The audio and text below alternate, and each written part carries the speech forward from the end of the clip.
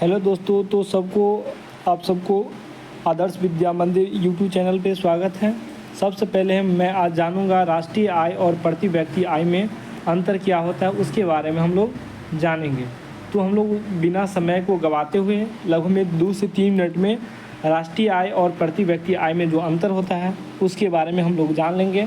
अगर आप इस चैनल पे नए हैं तो चैनल को सब्सक्राइब ज़रूर कर लीजिए, क्योंकि आपकी जो कक्षा 10 है उससे संबंधित विभिन्न प्रकार के जो सब्जेक्ट है उसकी तैयारी से संबंधित वीडियो जो आपको आसान और अच्छी सुविधा में आपको मिल जाएगा। और इसका जो है बाद में लिंक जो है आपको टेलीग्राम, हमारे जो टेलीग्राम का लिंक है वहाँ पे इसका PDF मिल जाएगा। तो हम शुरू करते हैं राष्ट्रीय आय और प्रति व्यक्ति आय में अंतर। तो सबसे पहले राष्ट्रीय आय क्या होता है।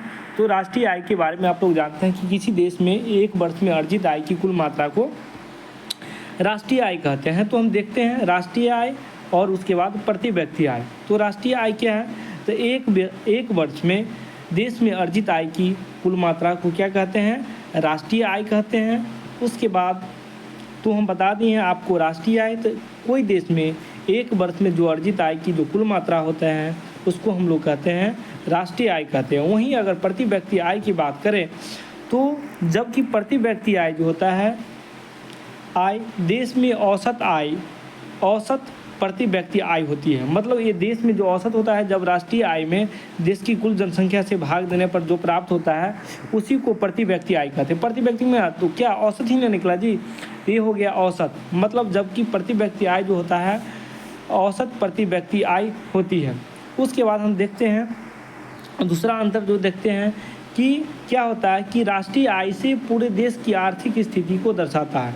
ये राष्ट्रीय आय जो होता है क्या होता है, राष्ट्रीय आय जो पूरे देश की आर्थिक स्थिति है उसके बारे में बताता है। जबकि आपका प्रति व्यक्ति आय जो होता है वो आम लोगों की औसत जीवन स्तर का संकेत देती है। मतलब आपका प्रति व्यक्ति आय जो हो गया वो लोगों के औसत जीवन स्तर की ओर संकेत करता है कि वह कैसा है, वह किस परिस्थिति में है, समझ गए।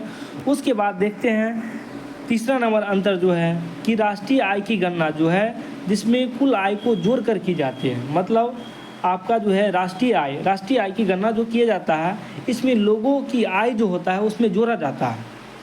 और जबकि प्रति व्यक्ति आय में जो होता है क्या होता है, राष्ट्रीय आय में जो भागफल, मतलब क्या, प्रति देश की कुल जनसंख्या से भाग देने पर जो भागफल प्राप्त होता है उसको हम प्रति व्यक्ति आय, मतलब लिखे हैं कि राष्ट्रीय आय में भाग देकर निकाली जाती है कौन, प्रति व्यक्ति आय। उसके बाद नेक्स्ट देखते हैं चौथा नंबर जो अंतर है क्या है, चौथा नंबर कि राष्ट्रीय आय का उपयोग जो है कि राष्ट्रीय आय का उपयोग जो किया जाता है देश की आर्थिक प्रगति को मापने के लिए किया जाता है। मतलब सबसे अच्छी बात यह है कि राष्ट्रीय आय का जो हम लोग जो गणना करते हैं इसका मेन उद्देश्य जो होता है, कोई काम करते हैं उसके पीछे कोई उद्देश्य छिपा रहता है। तो यहाँ पे आपका जो हो गया राष्ट्रीय आय का उपयोग जो किया जाता है आर्थिक प्रगति को मापने के लिए किया जाता है। उसके बाद जबकि प्रति व्यक्ति आय का जो उद्देश्य जो होता है, जहाँ पे क्या होता है कि प्रति व्यक्ति आय का उद्देश्य जो है विभिन्न देशों क्या रहता है, विभिन्न देशों, बहुत सारा देश रहता है, विभिन्न देशों और राज्यों के जीवन स्तर की तुलना करने के लिए किया जाता है। किस चीज़ के करने के लिए किया जाता है, तुलना करने के लिए किया जाता है। आपको कोई अगर बोले कि राष्ट्रीय आय और प्रति व्यक्ति आय, तो सबसे पहले हम बताए हैं राष्ट्रीय आय क्या होता है। तो किसी देश में एक वर्ष में अर्जित आय की कुल मात्रा को राष्ट्रीय आय कहते हैं, जबकि प्रति व्यक्ति आय जो होता है यह देश की औसत आय होता है। उसके बाद बताए हैं राष्ट्रीय आय में देश की आर्थिक स्थिति को दर्शाता है। मतलब राष्ट्रीय आय जो रहता है देश की आर्थिक स्थिति को दर्शाता है, जबकि प्रति व्यक्ति आय जो है जीवन के औसत जीवन स्तर की ओर संकेत करता है कि लोगों का जो औसत जीवन का स्तर है जो वो कैसे रहते हैं।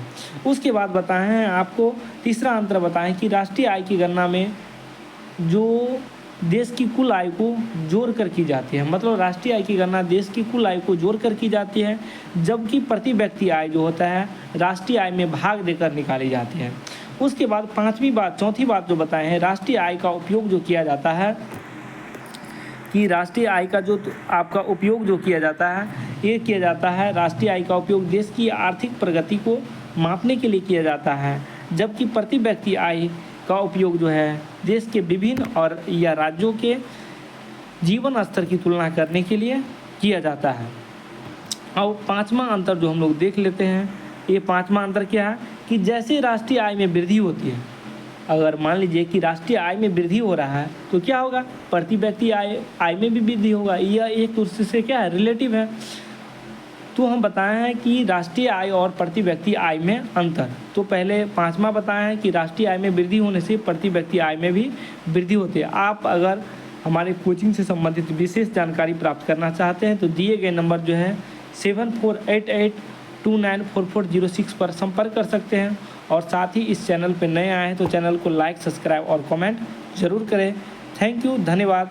और आज की कक्षा में हम लोग जाने थे राष्ट्रीय आय और प्रति व्यक्ति आय के बारे में। जय हिंद।